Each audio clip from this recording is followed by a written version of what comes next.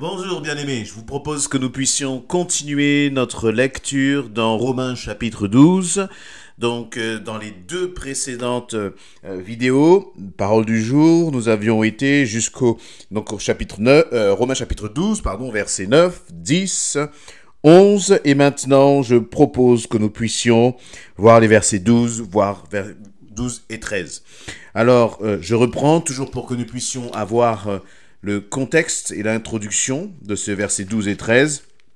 Paul va dire à partir du verset 9, que votre amour soit sincère, ayez donc le mal en horreur, attachez-vous de toutes vos forces au bien, notamment en ce qui concerne, et je passe directement au verset 12, donc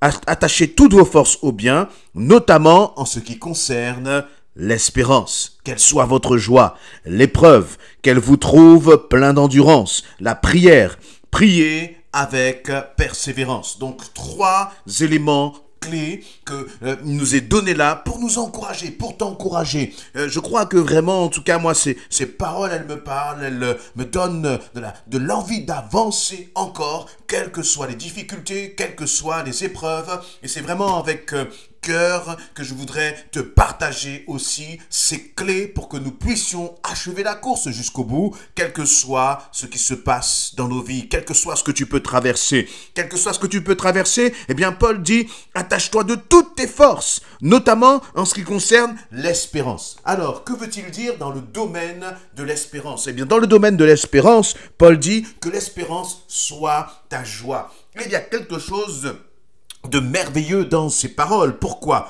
Parce que parfois notre joie, elle provient des circonstances, elle provient peut-être des bénédictions que nous recevons, elle provient du contexte favorable que nous pouvons parfois traverser, et c'est une bonne chose, et c'est normal qu'un événement heureux dans notre vie nous donne de la joie, c'est normal, mais c'est temporaire, c'est temporaire. Et si ta joie n'est liée qu'aux circonstances, alors ta joie sera temporaire. Elle sera même éphémère. Elle sera comme, le souffle, le souffle du vent qui passe. Mais pour que ta joie soit solide, pour que ta joie demeure, il faut que la source de ta joie soit ton espérance. Ton espérance en quoi? C'est espérer toujours que Dieu va agir. Espérer toujours que Dieu va se manifester dans ta situation. Espérer toujours que toute chose concourt au bien de ceux qui aiment Dieu. Et que donc, que si tu t'attaches à Dieu de toute ta force, tu peux espérer que le Seigneur va manifester sa gloire dans ta vie. Tu peux toujours placer ton espérance dans le Sauveur, dans le Seigneur. Retirer ton espérance que tu as placée dans les hommes. Retirer l'espérance que tu as placée en toi-même. Retirer parfois même la propre confiance que tu as placée complètement en toi-même. Et pour dire, Seigneur, je me confie en toi. Seigneur, je m'attends à toi. Seigneur, je m'appuie sur ta parole et je crois que ta parole est la vérité et que c'est ta vérité qui va s'exercer et se manifester dans ma situation. Et je crois que lorsque l'on commence justement à fonder notre espérance sur Jésus-Christ, eh bien, elle devient notre joie. Comment l'espérance se transforme en joie? Eh bien, très simplement par le fait que face à certaines situations, tu vas te sentir découragé, tu vas te sentir complètement dépassé, tu vas vivre comme quelqu'un qui est submergé par les situations, par les nouvelles que tu apprends, et puis souvent elles ont l'art, ces situations, de se succéder les unes après les autres, avec pas une seule bonne nouvelle dans tout cela. Mais c'est à toi justement de t'accrocher à cette espérance que tu as en Jésus-Christ, parce que lorsque tu as ton espérance en Christ, lorsque tu as ton espérance dans le Sauveur, dans celui qui a dit que tout est accompli, lorsque tu places ton espérance dans celui qui a vaincu la mort et les dominations, qu'est-ce qui se passe? Alors tu commences à reprendre vie, tu commences à être envahi d'une paix, d'une joie qui est extraordinaire, parce qu'elle ne dépend pas des circonstances. Tu commences à voir justement dans le désert que tu traverses la main de l'Éternel. Et donc, ce qui était un découragement à cause de l'épreuve se transforme en joie à cause de l'espérance. Où est ton espérance? Est-ce que tu crois réellement que les choses peuvent changer dans ce que tu es en train de traverser? Est-ce que tu crois réellement que Dieu est souverain? Si tu le crois, réellement, alors tu vas sentir la joie de ton Seigneur, la joie de l'Éternel descendre sur ta vie. Deuxième point, après l'espérance, il nous est parlé de l'épreuve.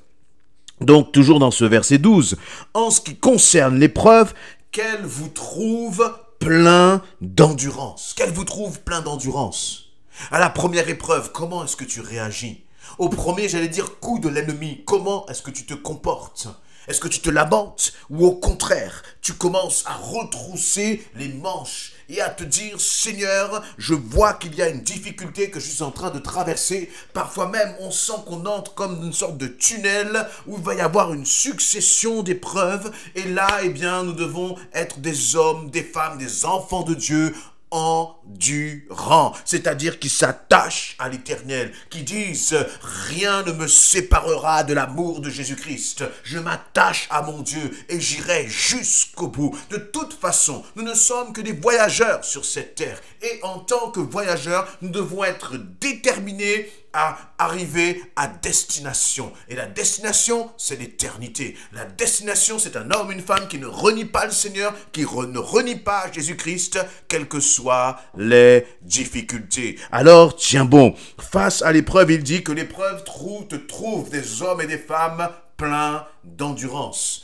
Oui, peut-être que la dernière fois, tu es tombé. Peut-être que la dernière fois, tu n'as pas pu aller jusqu'au bout. Mais le Seigneur te relève. Le Seigneur te fortifie. Mais lorsque l'on parle de cette endurance, j'allais dire, c'est une mentalité, mais qui va puiser justement toute sa substance en l'Éternel. Comment être endurant? Eh bien, c'est justement en soignant son intimité, sa relation avec le Seigneur. C'est comment on peut soigner sa relation avec le Seigneur? Eh bien, bien sûr, c'est en méditant la parole de Dieu. Au moment de l'épreuve, eh bien, redouble encore d'hardiesse pour méditer la parole de Dieu. Redouble encore d'amour pour la Bible, pour voir ce que Dieu dit par rapport à la situation que tu traverses.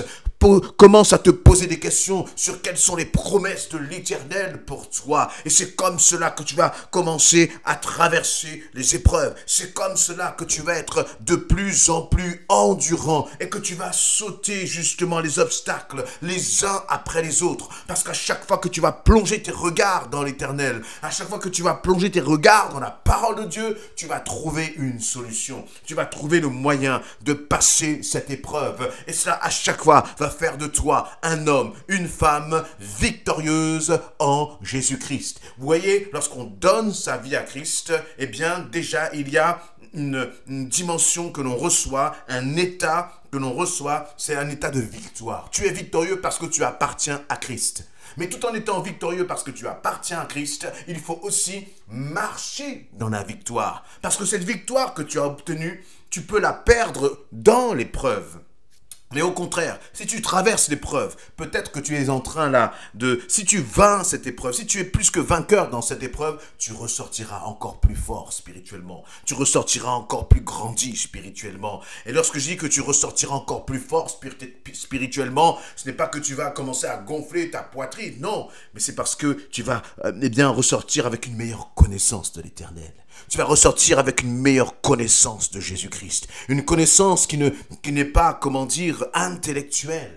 Mais c'est une connaissance qui est basée justement sur ce que tu auras expérimenté du Seigneur. Tu auras à travers l'épreuve expérimenté son amour. Tu auras expérimenté sa fidélité. Tu auras expérimenté sa puissance. Alors, je t'invite vraiment à regarder ton épreuve comme étant une occasion pour toi d'expérimenter la gloire de Dieu. Regarde l'épreuve, considère cette épreuve et commence à dire que dans cette épreuve, tu vas te rapprocher encore plus de l'Éternel. Tu vas voir encore plus la main de l'Éternel. Tu vas découvrir encore plus ton Dieu. Et lorsque tu commences justement à te revêtir là de cette espérance, de cette mentalité, alors je crois que tu vas commencer à avancer même dans la tempête. Mais là encore, c'est une alliance. C'est une alliance entre Dieu et toi. Dieu ne te forcera pas à avancer.